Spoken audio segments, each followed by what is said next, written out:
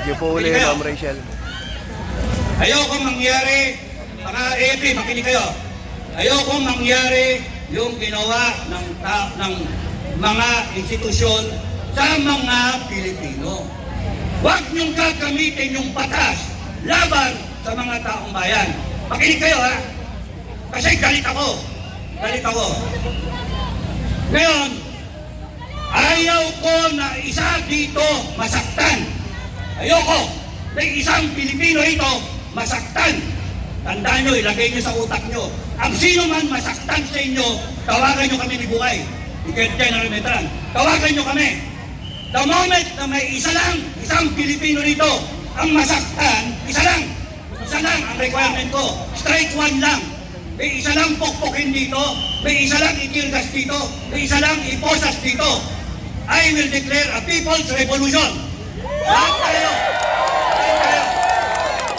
Kung ayaw ninyo na ang taong bayan, kung ayaw ninyo yung taong bayan, ay magalit sa inyo. Kung ayaw ninyo, umalis kayo, lumayo kayo.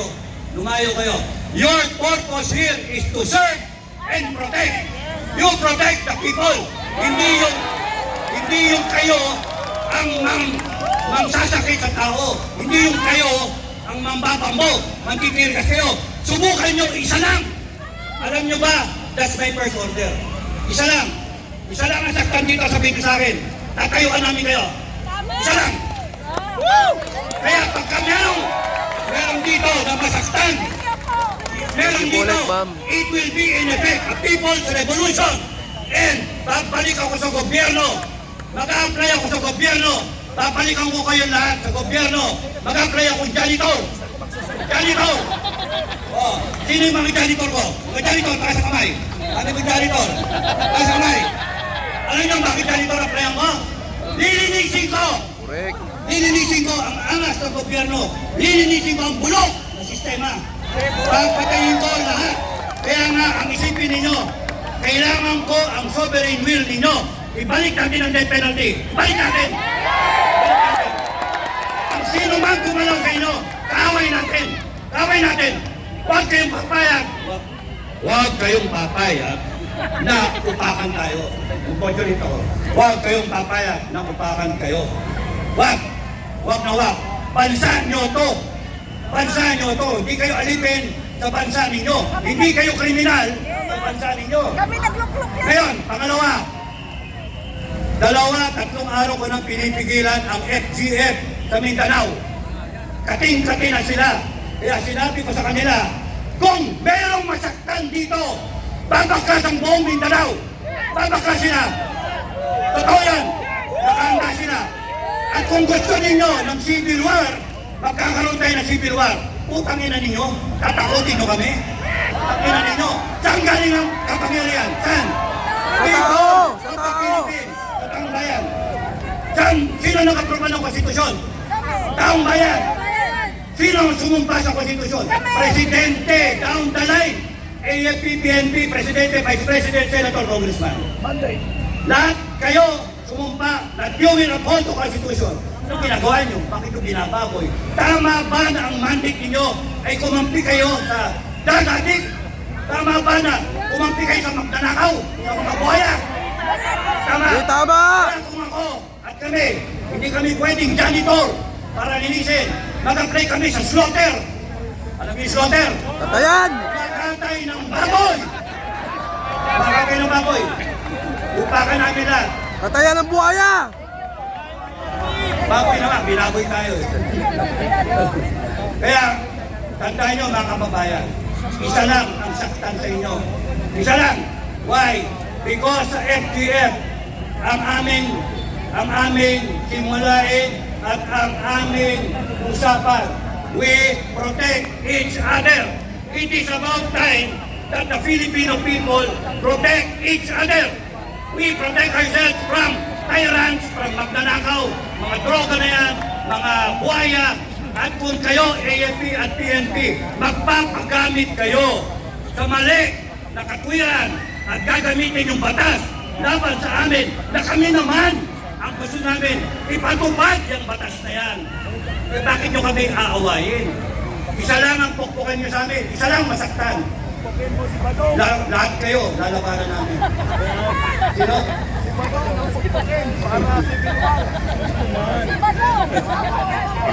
Wala si Badong.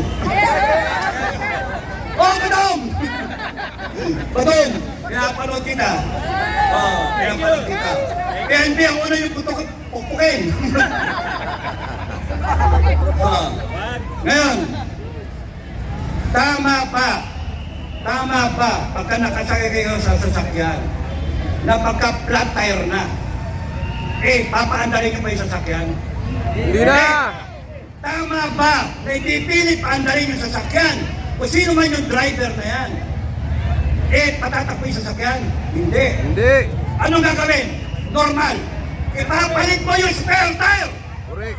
Sino spare tire ngayon? Baby Sara! Si Sara! Si Sara. Okay? Pagkapalpak yung inyong gulong na umaandar tayo, hindi pwedeng ipilit natin at kakabog-kabog na gayon. Ang buntis makukunan. Hindi pwede tayo makakaabot sa paruroonan natin kung ang ating gulong ay flat. Palit ang spare tire. Malulubak tayo. Thank you po Ngayon, Ma'am Rachel ko. Madam Inday Sara, ang mga tao ayaw ng ganito. Ang mga tao, ang gusto ng taong bayan, tapusin natin to. Bukas, pagka araw ni Bonifacio, lumaban tayo, tumayo tayo. Pagka kayo pinukpok, mag-declare na ako ng People's Revolution, bumalik kayo, may dala-dala kayong itak, bolo, baril kung gusto niyo. We will protect ourselves. We will protect ourselves. Kaya ang unang putok, tandaan niyo yung kwento ko, Magagaling sa gobyerno. ang unang putok manggaling sa gobyerno, hindi ko sa mga nagre-rebelde. Yun yung kwento ko. And naayos ang sitwasyon noon. Lahat sila may bala, may baril. Pero naayos. Kasi yung gobyerno nag-isip, si Enrile, General Enrile, tanggalin yung baril, tanggalin yung magasin ng baril. Kaya kayo na matino sa gobyerno, mag-isip kayo. Tanggalin ninyo yung bala ninyo. Tanggalin nyo yung isip ninyo na uutusan ninyo na sasakay ng taong bayan. Kami mga Pilipino, tatayuan namin kayo. Ang isa pa, gusto kong i-announce na ang KBL under the leadership of Commander Aguila, Rodel Dupaya, aka Commander Aguila from Cagayan, yung organisasyon ng KBL ay kilusan ng mga bagong leader sa Pilipinas mula Luzon, Visayas at Mindanao. They are 20 million. And sinabi sa akin, sabihin sa inyo, nadidinig mo ito, Governor. Nadidinig mo ito, Commander Aguila. Alam ni Marcos to. Sinasabi nila na sila, they are laldas nila ang kanilang suporta kay Bongbong Marcos. Ang KBL, all 20 million, sabi ni Commander Aguila. So, suporta sila sa FGF, Filipino Guerrilla Forces. Suporta sila sa paninindigan namin. Kaya huwag kayong matatakot. Pag kami nangyari sa inyo, I declare a People's Revolution. Bumalik kayo dito, mag-armas kayo. Bumalik kayo, may kutsilyo, itak, bambo, tubo. Sinong tinakot nyo? Takot ba kayo? Hindi!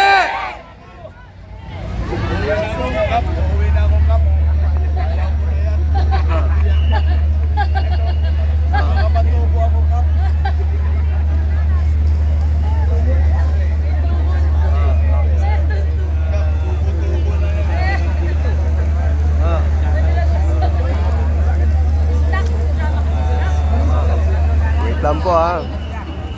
Sinabihan ako, Friday group. Huwag daw ako mag-encourage. But anyway, sinabi ko na yung gusto ko sabihin. Okay? Mag-invite kayo ng mga kababayan. Mag-tipon-tipon dito para magdasal. Okay? Ang sinasabi ko is, kung merong mananakit sa inyo, sabihin nyo, no? Ang nangyayari kasi dito, takutan eh. Gusto ko ipakita ninyo na hindi kayo natatakot. Na nasa tama kayo. Gusto ko ipakita galit kayo. Para sila mag-react. No? Okay. Kaya ang sa akin, ang pinakamaganda rito, ituloy niyo yung ginagawa ninyo. Huwag kayong matakot. At kung gusto ng gobyerno masubukan ang taong bayan, ipakita ninyo ang strong result dito. So, mula dito, si Commander po kaya magsasalita. Maraming salamat sa inyo.